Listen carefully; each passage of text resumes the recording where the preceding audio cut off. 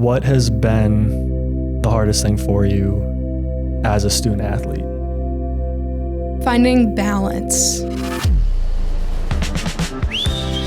Like, you will have the time of your life here. I almost guarantee it. Welcome to another episode of Tour the Nest podcast. Today I'm here with a student who also happens to be an athlete. I'm Fiona. I'm a junior. I play softball here, and I'm a history education major. Perfect. All right. So first question, why did you choose Brockport? I actually didn't choose Brockport. Brockport found me. Oh, okay. When you're looking to play a sport in college, especially softball, in my experience, I was looking to get recruited to play Division III in New York State. So I was at this random clinic in Syracuse, and I got approached by the Brockport softball coach, and he came up to me. He had a 5-minute conversation with me, and then I heard from him a couple months later, and he wanted me to play here. So Okay. So how long have you been playing softball? third grade. Okay. Yeah. And then I got pretty serious about it when I was 14. I started playing travel. So when did you know that you wanted to play collegiate softball? Probably a year after I started playing travel. I was pretty lucky to have a good travel coach who, when we went to tournaments really early on, again, I was 14, 15, he would have us email college coaches and invite them to come, even if we weren't interested, just in case. And I do really have to thank him for doing that, because I didn't think I was going to until, I would email coaches and then I would hear back and they would be at my tournaments and watching me. And then that's when I started thinking, okay, I could probably do this. Yeah. So when you were going through that recruitment process and the coach came up to you, said they wanted you to come to Brockport, was it an automatic yes, or did you end up coming here to tour, visit, and then you made your decision? So I didn't know what Brockport was. Okay. I didn't even know it was a SUNY school. So I had been looking at a couple other of the SUNYs and then also CUNY, which is in the city. Yeah. So I decided to schedule a tour with him. I came up. My mom hated the drive because I'm from Long Island, so she was very stressed out. Yeah. And I came on campus and I really liked the campus, and they were known for teaching, and I knew I wanted to teach. So it was kind of just a done deal then. So what's it like being that far away from home? Because you're from Long Island, which is 8 hours? 7. Okay. 7. And so what is that like, being that far away from home while still doing school? It was definitely hard at first, getting adjusted. My best friend from high school came to school with me, so that was great. Yeah. But being far from home, I've always been really close with my parents, so that was tough. But they always came up for my games, so I was able to see them every weekend, and just a big adjustment. Yeah. Everything's different. I didn't know anything about the area. I didn't even know what Rochester really was. Right. So yeah. What's the biggest thing you miss from Long Island that we don't have up here? The water. Water? Me and my friends used to just sit in marina parking lots. So I miss that, and bagels. Bagels? Yeah. What's your favorite bagel? Egg everything. Everything bagel? Egg everything. I'm not a big bagel guy. Egg everything. Not everything. You got to make sure you got the egg in there. Egg on top of the bagel? No, it's a type of bagel. An egg everything bagel? Yeah. Interesting. Okay. I've never heard of it. It's true. It's it makes the bagels yellow. That's why they're just so much better. You guys just don't get it up here. You don't get it. What do you put on your bagel? Butter or vegetable cream cheese if I'm feeling crazy. Crazy is vegetable cream cheese. Yeah. I don't put anything on my bagels. What? Well, I'm not a big condiment guy, so we've been through this. But okay, so in your first season, what was the transition like from going from high school? You said you played travel ball. Yeah. But going from high school, softball, travel, softball to collegiate level softball. So that transition, I actually tell freshmen on my team about. It was really, really difficult, really hard. I mean, I was coming from a team where I was playing every single game, I was pitching every single game, and I was killing it because you're playing against other high schoolers. When you get to collegiate level, every person that you're playing against and with were also one of the top athletes at their schools or on their travel teams. So that transition is really difficult for a lot of athletes just because you're used to the environment you're in, but then you're just like playing with the same like skill level. Yeah. I was gonna say, so you're saying it was more of just like the biggest change was now you're playing with people of the same skill level. Was there anything anything else that was challenging with it as well? When you come in as a freshman, you're not playing as much. I mean, I barely touched the field my freshman year. Yeah. And also like just competition is different. So I was like a lot more nervous than I ever had been. I was a lot more anxious to play. It was a big adjustment for me. Okay. Yeah. All right. So before we go into our first little segment, I have just a fun little question. And the question is, if you could have any celebrity be the coach for your softball team, so you get to choose them.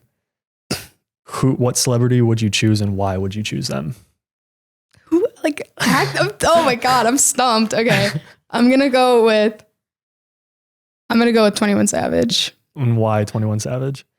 I don't know. Maybe he could like just go 21, whatever I was playing. I don't know. I think it would relax me a little bit to know that he was by my side. Would you want him as your first base coach or third base coach? Third base coach, so he can give me signs. Okay, perfect. That's actually great. All right, Fiona. So our next segment is what's in my box. All right, so you're gonna get a box, I'm gonna get a box, and inside these boxes are unusual, weird, strange things that we've never seen before. So what's gonna happen is I'm gonna open the box and I can either lie to you or tell you the truth about what's in the box. And you're gonna have to decipher if I'm telling the truth or lying to you. Okay, you ready? Mm-hmm. Like that. All right, you ready, Fiona? Yeah. All right, Fiona. Okay. In my box, I have what looks to be a baseball hat. And on top of the hat is one of those, like funny glasses that has the weird nose and the mustache. But then there's also a tiara in here and a couple eyeballs. Okay. What color's the hat? The hat is a multitude of colors. So you have red, yellow, and blue, the primary colors. So like a clown hat? The color scheme, yes, but it's like a baseball hat. Okay. And then there's also just a random banana in this box. So that's a lie. That's a total lie. Is the banana ripe? Or is it? I would say the tips are green. Okay. So if that's a ripe banana, then I'd say so. Okay. And the tiara?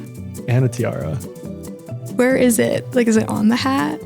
The tiara is actually on top of the banana. Okay. You're lying. I'm actually telling the truth. No, you're not. Oh. I left out the squishies because I don't want to do too much, but nice. That's what was in my box. Awesome.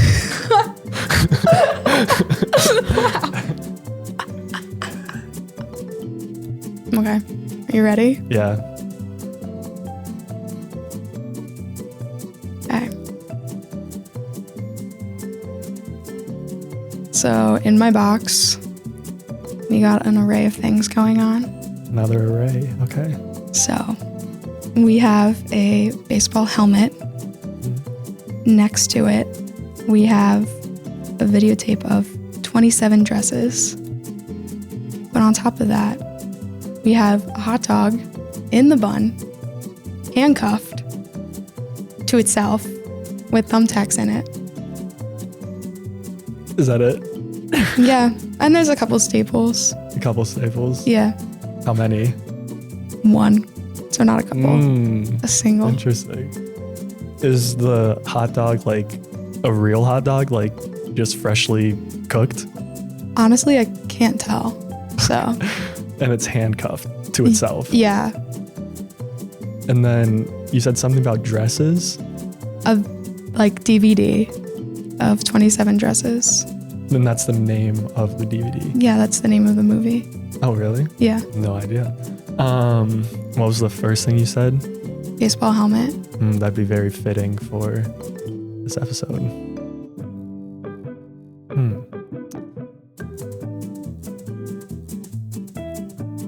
What color is the helmet? Yellow. I'm going to say she's lying. I don't think she's telling the truth. I think you're lying. The staples kind of threw me off. Okay. Because you said there's a couple. Then when I could have messed up my words. You know? You could have. But then also at the beginning when you said the baseball hat or helmet. Sorry. Yeah. You said baseball helmet and then you said next to it. I watched your eyes and your eyes went down instead of next to it. So I'm going to say you're lying. Okay, well, I am lying, but not about the staples. Oh, okay. Just about the helmet. Oh. I actually don't know what this is, which is why I had to lie. Okay. I had to. This is it. Oh. So. It's an actual hot dog. Yeah. Oh my God. Good job, you two. Yeah. That's really. You've never watched Don't Say It, Squid Games? No, I haven't. That's what it's from. Well. And then 27 Dresses, I've never heard of that. Yeah. Well. That was in my box. I'm just crying over the hot dog. The hot dog's hilarious. All right, Fiona. So thank you for playing What's in My Box. We'll go on to the next set of questions. So as a college athlete, what does a day in your life look like? Let me get like an actual day. So like Okay. on a Tuesday, Yeah. I would have class in the morning and my first class would start at 9:30 and then my last practice would go from 5 to 7. Mhm. So I'd get home at like 7:30. Yeah. And so that's not in season. And then what does your season day look like? I have class and then I'd have lift Mhm. and then I'd have practice. Okay. Same thing. And then for games, Yeah. you miss class if it's away Yeah. or home. Right. So you get an excuse note. So I'd go to how many of her classes I could. And then when the time came, then we go to the field about an hour and a half early. If we have to travel, obviously it's earlier. So yeah. And then we would play until games would be at like 3 and 5. Mhm. So then I'd play until like 6, 7. Oh, wow. Oh, so you'd play 2 games? Yeah. Oh, Double okay. headers. Oh, okay. So for in season, you play double headers on Fridays and Saturdays. Those are conference games. Yeah. So we do that. And then on Wednesdays or Mondays, we do non-conference, which are just kind of like scrimmages. We do it with like other teams that are in Rochester. So like U of R, Yeah. RIT. And those are more just like for practice, but those are also double headers and they go into our whole, like all of our stats, but then Okay. you have conference stats. Okay. Yeah. So you mentioned something about traveling. What does travel look like as a D3 athlete? So depends on how far you're going. The furthest I've gone has been New Paltz. Okay. So for that, we, get to the softball parking lot, park your cars there. You have a duffel bag and your backpack and your softball bag. You put it in the bus, Yeah. load it up, hit the road. Right. My team used to have a speaker with a microphone, so karaoke Yep. the entire time. The entire time. Okay. And then play your games. And then we'd go to, so like our first game was in Oneonta. Mhm. So we would drive to Oneonta and then we go from our game in Oneonta to the hotel in New Paltz. Okay.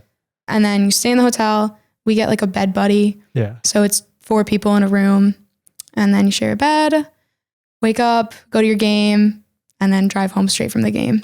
Does traveling ever get like exhausting towards the end of the season? Yes, definitely. I mean, I think we're lucky that a lot of the schools are pretty close where we don't have to do overnights all of the time. Yeah. Softball does go to Florida Okay. during spring break for a Okay. week. Yeah.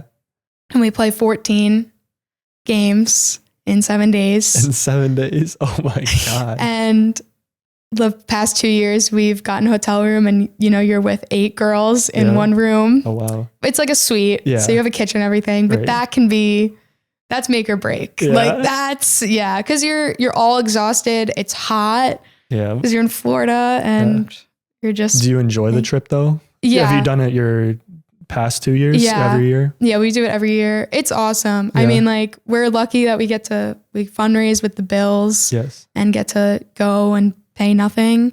So that's really awesome. Yeah. And I enjoy the trip. It's just by the end and then you're on the plane on the way home, and I don't like flying already and I'm sweating and I just, I gotta come back to cold New York. Yeah. And then you got to go to Buffalo and it's like, oh man, but yeah. So with traveling along with schoolwork, is that hard to do? So I think, So when you're an athlete, especially like in my experience being in the spring, the first week of the semester will go up to my professors and say, hey, I'm on the softball team. I'm going to be traveling these dates. Okay. Just so that they know ahead of time. Right.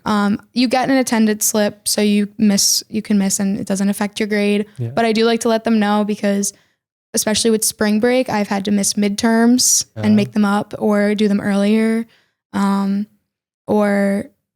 Just for games, if there's tests or papers, it's really important to just communicate with your professors. Okay. I definitely didn't have too much of an issue. You can do work on the bus, but it's about time management, getting ahead of your classes. Yeah. So traditionally I try and get I know I need to do this midterm early. Okay. So just getting things done earlier to anticipate, this time of year is going to be busy. Right. What has been the hardest thing for you as a student athlete?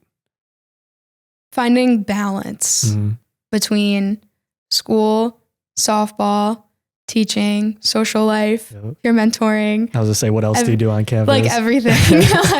Trying to find balance is really important, especially coming from high school travel where playing was my whole identity. Yeah. Everything I did because I was playing softball and because I wanted to. Yeah. But then when you come to college and I'm doing everything because of softball and I kind of don't want to, I kind of want to sit at home. Right. It's hard to not start to kind of hate it a little bit. Yeah.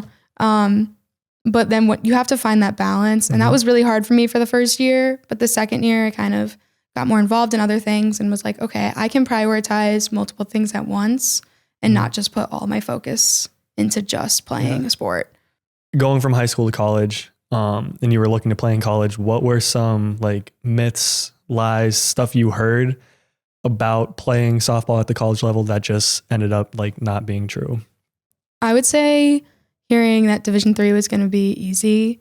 I know that Division I, Division II, there is more time and there's a lot more pressure put on you. Mm-hmm. But at Division III level, in my experience, you're still putting the same amount of time in, and it's still, it's a lot different now. It's not you're practicing for 2 months and I come to school, I start practice the first week. Yeah. When I come back from break, I start 3 days after we get back from break. Right. So it's definitely a lot more time than people may think. And it goes on for longer. I start in January and I play until after finals. Right. So, Wow. Yeah. So you've been with the team for 2 years, coming up on 3. What has been your favorite memory so far? Definitely just the time that you spend with them. Whether it was being driven to and from practice by upperclassmen, or having lifts where things were actually just fun, or just having good practices, or Florida. It's just being with that team. And when you're on a team with a group of girls, those become your sisters in a sense. It's your family now. Yeah. And we always say whatever's off, when you're on the field, you're a family. It's that simple. So any memory that's really been with them, you're having fun. They're your friends. You're spending so much time with them. Yeah. Yeah. That's just cool. Everything is great. That's cool. Would you change anything about your college experience so far? I wish I would have soaked it in a little more. Okay. My first year. Yeah. My first year, I kind of dreaded it a little bit. Last year, I had a good year. But it's going by really quickly. I'm come over my junior year Right. season, I feel like I wish I had 2 more years of eligibility, you know? I just wish I would have like appreciated it more in the beginning. Yeah. And I wish I could say like, be more confident with myself, but I wish I would have went in not as anxious and more just like, okay, like I know that I can do this still. Right. Okay. So before we jump into our second segment, just a couple more fun questions. Do you have any pregame rituals that Yes. you do every single game?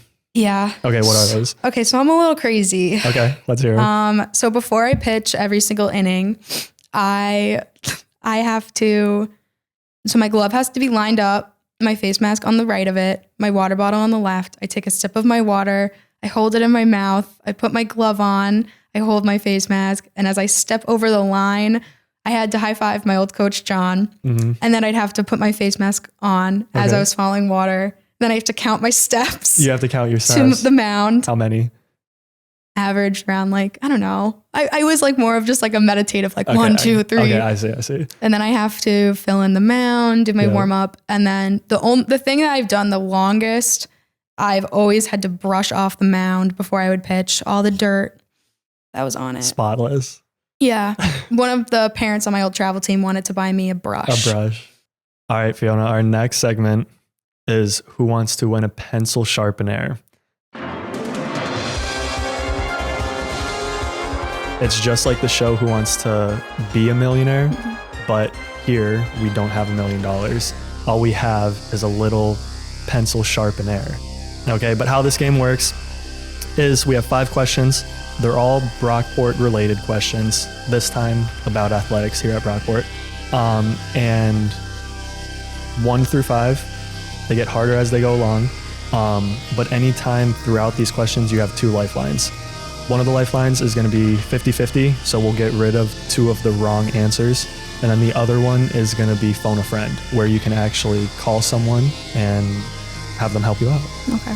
Fiona, first question. Okay. How many NCAA teams does SUNY Brockport have? You have A, 10, B is 16, C, 23, or D, 30. Okay. So 10's too low. Okay. It's men and women. Okay. I'm going to go with yeah. So not 30. I'm going to say 23. 23. Yeah. Final answer? Final answer 23. She is correct. 23. Question number 2. Which Brockport team most recently won a conference championship? A, football, B, volleyball, C, swim and dive, or D, baseball? Okay. It's not football. It's not swim and dive. I know baseball won in the spring. Okay. If I get this wrong, this is going to be really embarrassing. Okay. Remember, you have 2 lifelines. 50-50. 50-50? It's going to be volleyball. Okay. Computer removed 2 of the wrong answers. Okay. I'm going to go with baseball. D. Final answer? Final answer? Baseball? Yep. You are correct. Question number 3. Which of the following is not a club sport at Brockport? A, esports, B, figure skating, C, taekwondo, or D, cheerleading? So esports, you did an episode. Oh, look at with that. them. I She know. watches. True fan. Cheerleading, there is cheerleading at the football games, and that's with the dance team. It's separate though. It's a club. Why are you making that face? I'm not going to tell you anything. Figure skating, I think I would have already, I feel like I would have heard about that. You know? And then taekwondo, I'm like 90% sure we have. Okay. Okay. So I'm going to go with B, figure skating. Final answer. Final answer? Yeah. B, figure skating? Yes. You got it correct. Oh my God. Guys. Fiona, we're on question number 4. How does it feel knowing that you are only 2 questions away from winning the Pencil Sharpen-aire? Just, it feels like a dream, Okay, honestly. perfect. Question number 4. The Cirque is Brockport's state-of-the-art facility where students can work out, play sports, and take group exercise classes. What does Cirque stand for? You have A, Special Events Recreation Center, B, SUNY Events and Residential Community, C, Sports Exercise and Recreational Classes, or D, Strength, Endurance, and Relaxation Center. Well, Hunter, I have some exciting news for you. Ooh, let's hear I it. was just talking about this with my teammates like last week, so I know the answer. Final answer, A, Special Events Recreation Center. Are you sure? I'm sure. Locking in A? Yeah. You got it correct. Wow. This has never been done before in Tour the Nest history. Okay. But now you are just one step away from winning the Pencil Sharpen-aire. Are you ready for this? Yes. Oh God. Yeah, good luck. Good luck. SUNY Brockport was established in 1835. But what year did we first have a football team? You have A, 1835, B, 1899, C, 1920, or D, 1947. 1835. That's crazy. That's insane. I don't think that we had a football team that early. Like, we're talking 1800s. Yes, that's what it says. I can't even wrap my head around that. And you gotta think football. All right, I need to phone a friend. You're gonna use your final lifeline? Yeah. Okay. Who are you going to call? I'm gonna call Jackie Duto, my teammate. Why do you think Jackie will know the answer? Because she knows a lot more about Brockport athletics than I do. Okay. All right, give her a call. Hello. Hey, Jackie. My name's Hunter, and I'm doing a podcast with Fiona right now. Okay, and we are doing a game show where she's decided to phone a friend, and she decided to call you to help her with this question. Okay. Okay, and also this is the final question out of the questions we've asked. So if she gets this question correct, she wins. Okay, so no pressure. All right. Okay, wait. I'm scared. So I'm gonna hand you to Fiona right now. Okay, you ready? Brockport was established in 1835. What year did we first have a football team? We have 1835, 1899, 1920, or 1947.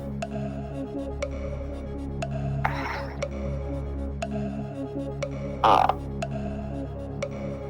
1947. Okay, are you sure? Yes. Okay. Okay. All right. All right, so you just called Jackie, I did. and she said 1947. Yes. How confident are you in your teammate? When you phrase it like that. Okay, I'm between 1920 and 1947. But because Jackie said it and I trust her, I'm gonna say 1947. Final answer, D. Final answer. Final answer. This is for. Okay. Do you know what you're playing for? I know what I'm playing for. $1 million, right? No, the Pencil Sharpen-aire. All right. Far better than $1 million. Okay. Are you confident? I'm confident. Locking in D. Yep. Ladies and gentlemen, we have our first Pencil Sharpen-aire winner. Woo! How do you feel after being the first ever in Tour the Nest history to win the Pencil Sharpen-aire? You know, I feel pretty good. I definitely could have pulled through better with my answering, but you know, we feel good. We practice hard, we play hard, and we win. Felt like I was giving a post-game Yep. interview right there. Perfect. Last set of questions. All right. How like big of a role has playing collegiate softball played in your like college experience? So the role it had was huge. I mean, like, you're spending so much time with these people, you're spending so much time playing that it's inevitable that's going to take up a huge part of your collegiate experience. And I'm grateful that it has. I mean, I only have these few years to play still at this level and just play competitively. So I'm glad that it's taken up this much time and so much of it. Cool. All right. So you mentioned that you're a history, adolescent, inclusive education major. And education is a big major here at Brockport. With education, I know you have to do some form of student teaching, right? Mm-hmm. Have you had to do any of that so far? Yeah. So you do, for my major, you do 3 different placements that are 50 hours over your semester. You spread them out by doing at least 6 hours a week. Okay. And then your final student teaching, you go in, you don't take any other classes, and you go in to a specific school for the full day. Okay. And your first time going into a school, going into, you know, the middle school classroom, what were you feeling? What was it like? I was very excited. Yeah. I was really anxious though. I got there like 2 hours early because I woke up like crack of dawn, ready to go. I was really nervous for sure. But then when I actually got in there and, you know, you're talking to students and everything, I got pretty comfortable. It was the same thing with the high school. I mean, I was really nervous to teach older kids because I thought they wouldn't take me seriously. Right. But once you're there and you're a familiar face and, you know, I'm used to talking in front of people and doing presentations and stuff. Like, I like public speaking. Okay, good. Yeah. So then after that, it was fine. But that initial first day is definitely, you have no idea where to go and Just super scary. nerve-wracking. Yeah. Cool. What is it like having someone in the classroom with you, the teacher, just like overlooking everything and like, I wouldn't say judging you, but like just overseeing everything you do? So I was really fortunate that both of my teachers, they're called SBTEs, they were both awesome. My first one, she was very understanding. She gave me a lot of good feedback. She would like film me teaching at times so that I could see what I was doing wrong and right. And then my current SBTE, he noticed that I was more nervous when he was in the room because obviously, when it's just students, it's kind of like, all right, if I mess up, then I mess up and they get over it. But if he sees I mess up, he's going to think I'm so bad at this. Yeah. But he noticed that I was nervous and he asked if I wanted him to leave the room and like do a lap around the hallway and stay outside the hallway, but just so I wouldn't see him. So he ended up using that approach a lot more, which was helpful. So yeah, I think it's just like having a good relationship with them and being able to communicate with them what's working. When you were looking to go to college and you were trying to decide on what major you wanted to do, what made you choose education, but also like specifically history education? So I ended up deciding to go to education when I was in high school. I kind of knew. I took a class where we would practice like giving presentations and stuff, but we would like do teaching. We would have to like teach the class, and I realized how much I liked it. And then social studies, because I came in as a math education.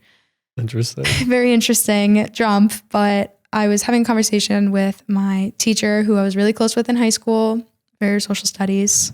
And I was telling him, like, I don't know if this is what I want to do. I don't know if I could teach math for the next, 40 years. I don't know if I can do it. And he was like, why are you doing math? You've always been good at this. You like social studies. Why don't you give it a shot? And if you don't like it, then you change it. So then I went to college. I came in as a social studies and I liked all my classes and the material, and yeah. You stuck with it. I stuck with it. Cool. All right. And then last question. What is some advice you would give incoming freshmen? About playing? Or just about college in general? To incoming freshmen that want to play at a collegiate level, just remember that it's new, it's different, and you're going to feel uncomfortable in the beginning. But once you get settled into a new setting and get comfortable with your new coaches, teammates, and everything, you're still the same athlete that you were, and you're just going to improve. All right, Fiona, thank you for coming on the podcast. I had a blast. But yeah, we'll see you in the next one. Peace.